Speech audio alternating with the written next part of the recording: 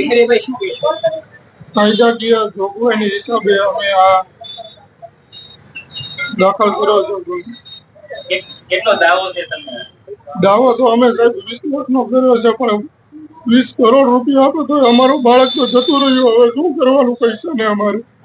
પણ આ બનાવ બીજી વાર આવો બને નહીં એના માટે અમે આ કેસ દાખલ કર્યો છે. સંતાન કેટલા છે? સંતાન એક જ હતું સાહેબ અમારે. તમારું સંતાનનું જ્યારે મૃત્યુ થયું છે હજુ સુધી એક પણ રાજકારણી ઉપર નથી ફરિયાદ થઈ, નથી નિવેદન, એ બાબત સાહેબ હવે એ તો સરકાર પગલાં લે છે. હવે અમે તો શું કરી શકીએ એના માટે? તમે માનો છો કે આમાં જે પણ જવાબદારી સામે કાર્યવાહી થવી જોઈએ સાહેબ? 100% થવી જોઈએ કાર્યવાહી. કારણ કે બીજી વાર આવું આ બનાવ બને નહીં રાજકોટની અંદર, એના માટે આવી કાર્યવાહી થવી જોઈએ. કેવી કાર્યવાહી? હવે તો સાહેબ એ તો સરકાર આવા પગલા લે એ પ્રમાણે હવે અમે તો શું કહી શકીએ? કેવી કાર્યવાહી થવી જોઈએ તો કડકમાં કડક સજા થવી જોઈએ આ લોકોને. તો મુદ્દો એવો છે કે રાજકોટના ઇતિહાસમાં આપણે સૌ જાણીએ છીએ કે ક્યારેય ન ઘટી હોય એવી દુર્ઘટના એ ટીઆરપી ગેમ ઝોન ખાતે ઘટી છે. આ દુર્ઘટનાના અનુસંધાનમાં વિવિધ કાયદાકીય મુદ્દાઓ હોય, વિવિધ કાયદાકીય અનુસંધાન હોય, એ આપણે સૌ સમજી શકીએ. અને કાયદા ક્ષેત્રે કામ કરતા એડવોકેટ તરીકે મને વ્યક્તિગત રીતે એવું લાગ્યું કે કન્ઝ્યુમર પ્રોટેક્શન એક્ટના જે પ્રોવિઝન્સ છે એ પ્રોવિઝન્સ પ્રમાણે ટીઆરપી ગેમ ઝોન એ એક પ્રોડક્ટ તરીકે આપણે જોવી જોઈએ. અને રેસવે એન્ટરપ્રાઇઝ જે ભાગીદારી પેઢી છે એની જવાબદારી એટલે એની પ્રોડક્ટ બને છે.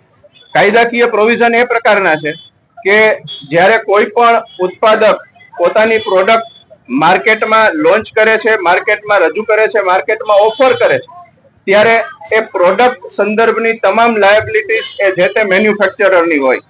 આપણે કન્ઝ્યુમર પ્રોટેક્શન એક્ટના સંદર્ભમાં જ કાયદાકીય દ્રષ્ટિકોણથી આ વિષયને જ્યારે જોઈ રહ્યા છીએ ત્યારે મારા વ્યક્તિગત અભ્યાસમાં એ બાબત આવી કે આ પ્રકારની દુર્ઘટનાના અનુસંધાનમાં અન્ય જે કાંઈ પણ કાયદાકીય પ્રોવિઝન્સ છે એ મુજબની કાર્યવાહી ચાલતી રહેશે, પણ કન્ઝ્યુમર પ્રોટેક્શન એક્ટના સંદર્ભમાં જો આપણે આ પ્રકારની ભાગીદારી પેઢી કે જેમણે ટીઆરપી ગેમ ઝોન નામની પ્રોડક્ટ સમાજમાં ઓફર કરી હતી અને એ પ્રોડક્ટનો લાભ લેવા માટે આ મૃતક નીરવભાઈ વેકરિયા અને અન્ય ઘણા બધા ગ્રાહકો ત્યાં ગયા હતા, ત્યારે એ ગ્રાહકોની સુરક્ષા જાળવવી એ ટીઆરપી ગેમ ઝોનના તમામ સંચાલકો, માલિકો એટલે કે રેસવે એન્ટરપ્રાઇઝના ભાગીદારો અને બધાની બનતી હોય છે.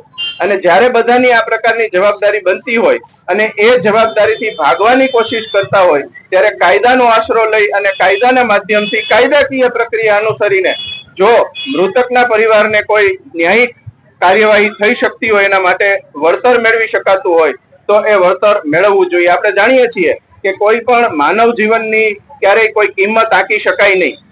કદાચ ગમે એટલા લાખો કરોડો રૂપિયા આપી દેવામાં આવશે તો પણ ગયેલ વ્યક્તિ પાછી આવશે નહીં. આ અનુસંધાનમાં જ્યારે કાયદાકીય પ્રોવિઝનની વાત આવી ત્યારે મને એમ થયું કે કન્ઝ્યુમર પ્રોટેક્શન એક્ટ અંતર્ગત વળતર માંગવું જોઈએ. કન્ઝ્યુમર પ્રોટેક્શન એક્ટના સ્ટેચ્યુટરી પ્રોવિઝનમાં પ્રોડક્ટ લાયબિલિટી અને પ્રોડક્ટ લાયબિલિટી એક્શન આ બંને ડિફાઇન કરવામાં આવેલા છે. આ બંને ડેફિનેશનના અનુસંધાનમાં સેક્શન 39 પ્રમાણે કન્ઝ્યુમર પ્રોટેક્શન એક્ટના સેક્શન 39 પ્રમાણે કન્ઝ્યુમર કમિશનને વળતર અને પ્યુનિટિવ ડેમેજીસ એટલે કે કોમ્પન્સેશન અને પ્યુનિટિવ ડેમેજીસ આ મંજૂર કરવાની સત્તા છે.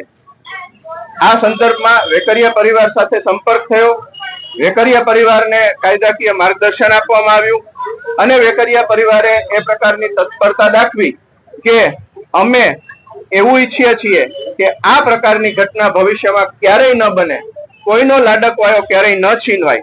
આ અનુસંધાનમાં એમણે જ્યારે તત્પરતા દાખવી ત્યારે વ્યક્તિગત રીતે એક એડવોકેટ તરીકે કાયદા ક્ષેત્રે કામ કરીએ છીએ ત્યારે અમારું સામાજિક ઉત્તરદાયિત્વ પણ અમારે નિભાવવું જોઈએ, બજાવવું જોઈએ અને અમારા વ્યાવસાયિક કર્મને માનવ ધર્મ સાથે જોડવો જોઈએ.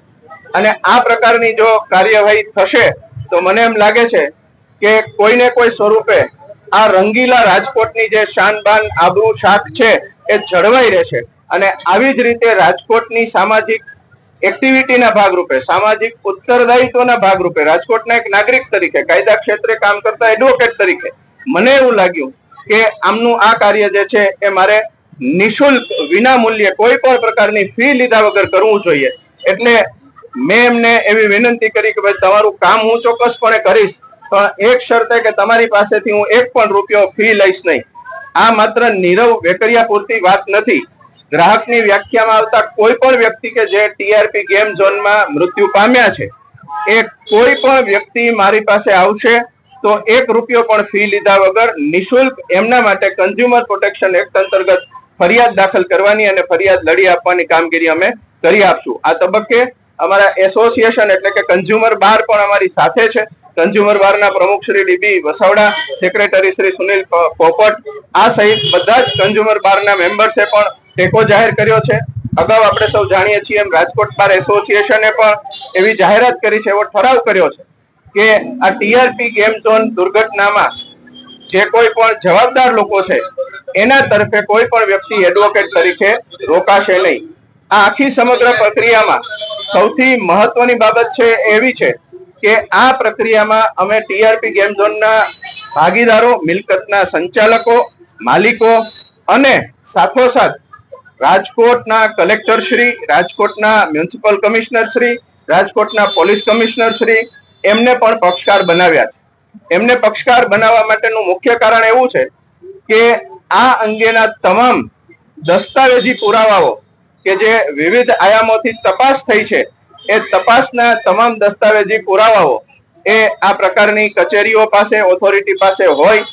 આ ફરિયાદની અંદર સમગ્ર ઓથોરિટી પાસેથી કલેક્ટર, કમિશનર પોલીસ અને કમિશનર મ્યુનિસિપલ ત્રણેય સાહેબશ્રીઓ, અધિકારીઓ પાસેથી એવી સ્પષ્ટ અપેક્ષા રાખવામાં આવે છે કે આ અંગેનું જે કાંઈ પણ સાધનિક રેકોર્ડ હોય, દસ્તાવેજી આધાર પુરાવાઓ હોય, એ કન્ઝ્યુમર કમ્પ્લેન્ટના કામે કન્ઝ્યુમર કમિશન સમક્ષ રજૂ રાખે, કોઈ પણ પ્રકારની શરમમાં આવ્યા વગર રજૂ રાખે, જેથી કરીને મૃતકને ન્યાય આપવા માટેની જે પ્રક્રિયા અમે કરી રહ્યા છીએ, જેમાં અમે એક પણ રૂપિયો ફી નથી લઈ રહ્યા, સામાજિક ઉત્તરદાયિત્વ નિભાવી રહ્યા છીએ, એ સામાજિક ઉત્તરદાયિત્વની અંદર કેટલો દાવો છે તે કરી શકે છે, કેટલો દાવો મળવા પાત્ર?